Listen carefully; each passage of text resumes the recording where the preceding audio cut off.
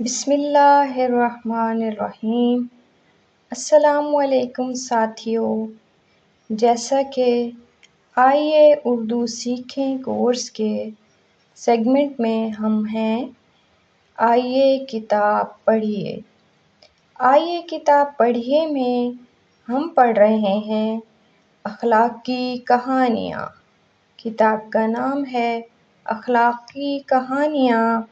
کتاب کی آج جو کہانی ہم پڑھنے جا رہے ہیں اس کا نام ہے میں جھوٹ نہ بولوں گا۔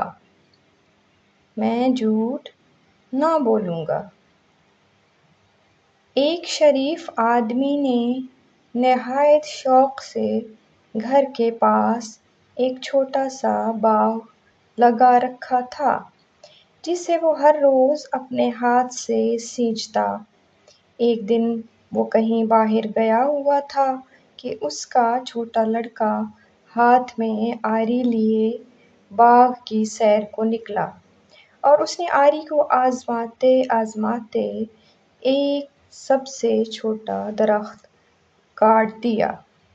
شام کو باپ نے آ کر باغ کو دیکھا تو اس درخت کو کٹا ہوا پا کر بہت غصے ہوا اور ہر ایک سے پوچھنے لگا کہ یہ درخت کس نے کاٹا ہے۔ اتنے میں بیٹا بھی آ گیا۔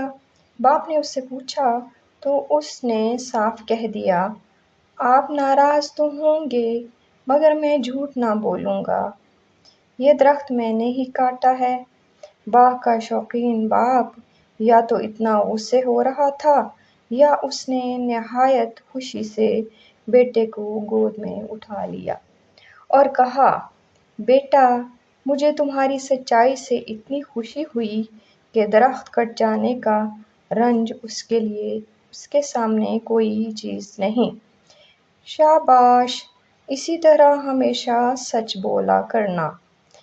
باپ کے اس معاف کر دینے اور شاباش دینے کا لڑکے کے دل پر اتنا اثر ہوا کہ اس نے عمر بھر کبھی جھوٹ نہ بولا۔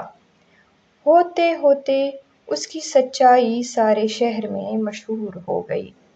اس لڑکے کا نام جارج واشنگٹن تھا جس نے امریکہ کو آزاد کرایا اور وہی اس بہت بڑے ملک کا سب سے پہلا صدر چنا گیا۔